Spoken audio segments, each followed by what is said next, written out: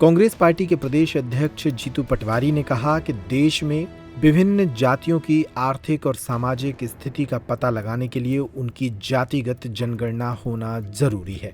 उन्होंने अपने नेता राहुल गांधी की बात का समर्थन करते हुए कहा कि देश में जब तक जातिगत जनगणना नहीं होगी तब तक ये पता नहीं लगेगा कि आखिर कौन सी जातियां तरक्की कर रही हैं और किन्हें विकास की मुख्य धारा से जोड़ने की जरूरत है।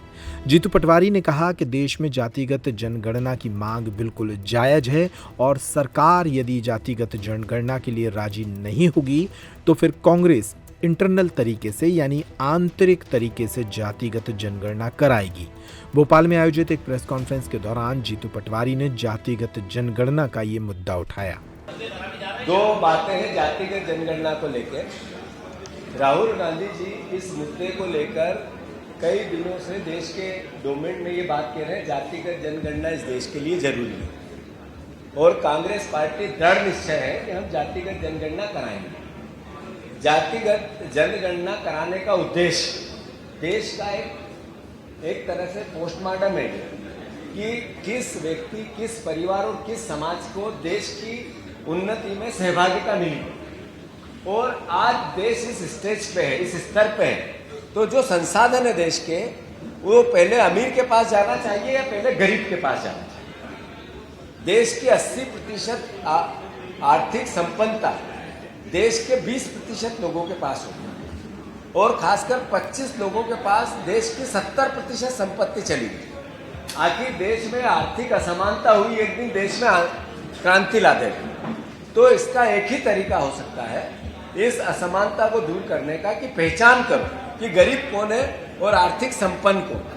तो राहुल गांधी जी पहले जातिगत जनगणना कराना चाहते हैं, कांग्रेस पार्टी पहले जातिगत जनगणना कराना चाहती है और फिर आर्थिक सर्वेक्षण कराना चाहती है। एक बार जब जातिगत जनगणना होगी उसकी सेकंड स्टेप आर्थिक सर्वेक्षण होगा। आर्थिक सर्वेक्षण है ना गरीब की पहचान, आर्थिक संपन्न व्यक्ति की पहचान। तो देश के संसाधनों का जब बंटवारा हो तो वो गरीब तक कितने पहुंचे, वो जातिगत आधार पे भी है और वो आर्थिक आधार पे। तो दृढ़ संकल्पित है हम, जातिगत जनगणना होनी चाहिए। जैसा राहुल जी ने अभी 3 दिन पहले कहा, अगर देश की सरकार इसके लिए राजी नहीं होगी तो कांग्रेस पार्टी इंटरनल जातिगत जनगणना कराएगी और मध्य प्रदेश में भी ये होगा। कांग्रेस पार्टी में 1 मिनट भैया, बहुत महत्वपूर्ण सवाल है। कांग्रेस पार्टी ने अभी बहुत गंभीर मंथन हुआ था चुनाव के जस्ट बाद, सारे नेता उसमें आए थे, सीनियर मोस्ट कई विधायक, कई अलग अलग तरह स्तर की चर्चाएं हुई और उसमें अनुशासन को सबसे अधिक महत्व दिया गया। तो मैं मध्य प्रदेश के तमाम परिवार के लोगों से आग्रह करता हूं कि पार्टी फोरम पे सब बातें होती है, अच्छी लगती है, लेना भी चाहिए, पर सार्वजनिक रूप से किसी भी प्रकार के बयान, कितने भी बड़े नेता के हो, छोटे नेता के हो, पार्टी इस पर गंभीर है।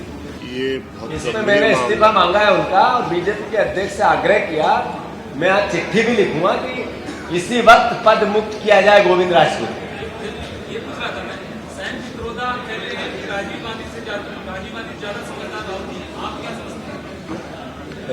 राहुल जी बहुत गंभीर और देश के गरीब और जो शोषित परिवार के लोग हैं उनकी चिंता करते हैं।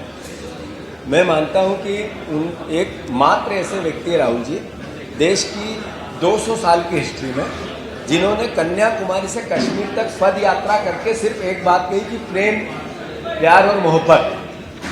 देश को अगर उन्नति कराना है तो भाईचारे और प्रेम मोहब्बत के रास्ते से कर सकते हैं। तो स्वाभाविक है कि राहुल गांधी जी ने जो किया वो दूसरे नेता ने किसी ने नहीं किया। स्वाभाविक है कि राहुल गांधी जी ने जिस तरीके की भाषा, जिस विपरीत परिस्थिति में बोली, जिसमें नफरत और घृणा का वातावरण था, उसमें वो प्यार और मोहब्बत की बात करते रहे। मेरे ख्याल में पहला व्यक्तित्व है। कितना 10 साल से उनका क्रिटिसिज्म हुआ, उसके बाद भी उन्होंने कभी किसी के खिलाफ प्रतिक्रिया नहीं दी, अपने काम से लोगों के सवालों के उत्तर दिए। तो राहुल गांधी जी की यूएसपी तो है, मेरे ख्याल है इसको तो आप भी एक्सेप्ट करेंगे, देश ने तो किया। मैंने वक्तव्य में कहा कि वीडी शर्मा जी को ये बताना पड़ेगा कि पहले 2 राज्यों में है मध्य प्रदेश जिसमें सबसे ज्यादा बहनों की इज्जत लूटी है। उनको अगर मैं खोज के लाता हूँ, कांग्रेस पार्टी खोज के लाती है, तो उनका दायित्व क्या है?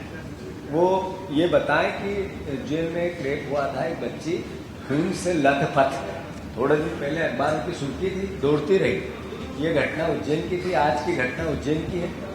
अरे उनको ये बताना पड़ेगा कि सबसे ज़्यादा अपहरण बहनों का आपके मध्य प्रदेश में क्यों होता है? आपका कानून है तो अगर आप काम कर रहे हैं, जो ST SC की बहनें हैं, इनका अपहरण सबसे ज़्यादा यहाँ क्यों होता है?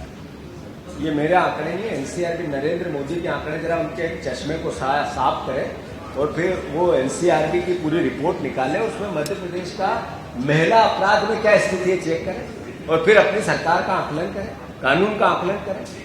अरे आपकी पार्टी के कार्यकर्ता ब्रजभूषण, कुलदीप सेंगर, साक्षी महाराज, MK अकबर, संदीप सिंह, अमित मालविया पे भी आरोप थे।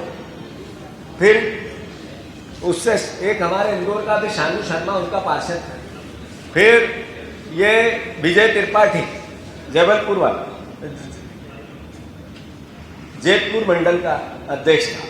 फिर केशव यादव, ये भाजपा का सरपंच निवाड़ी का था। फिर ये नरेंद्र पटेल, भाजपा का नेता राजगढ़ का था। फिर ये ध्रुव राय का बेटा उन्नाव मंडल का अध्यक्ष था। फिर देवेंद्र ताम्रकार, ये मीडिया प्रभारी जबलपुर का, जो महिला को लेके आया था, आई थी ना ये घटना। फिर ये शशिकांत सोनी, भाजपा का नेता है जबलपुर का, ये संतोष पाराशर छतरपुर वाले। फिर ये राजाराम सियोर वाले। फिर ये कौन है, ये इरफान अली, एक पार्षद अभी देवास का, जिसने कहा, वो बहन ने कहा कि महंगी नचाए मुझे। ये सब बीजेपी के, इनको क्यों नहीं देखा आज तक आदरणीय BD शर्मा जी ने? आप बीजेपी के अध्यक्ष हो ना, ये बीजेपी के नेताओं के नाम बताए ना मैंने, दूसरे के अखबार की सुर्खियां है ना। ये आंखें खोलो, NCRB के आंकड़े देखो आदरणीय BD शर्मा जी, उसमें मध्य प्रदेश की स्थिति क्या है ये बताओ। और ये इतने नाम अभी अभी के हैं, ये ज्यादा लंबे नहीं है, लंबे निकालूंगा तो ज्यादा है। इनको देखो कि आपका सोच विचार, आपकी कार्य व्यवहार, ये किसने कहा था? एक बीजेपी के नेता ने कहा कि माता पिता पर भी, जो बलात्कार करता है बच्चा, उसके माता पिता अच्छे संस्कार नहीं देते। तो इनके लिए क्या बोलती है बीजेपी? BD शर्मा, वो बीजेपी की नेता।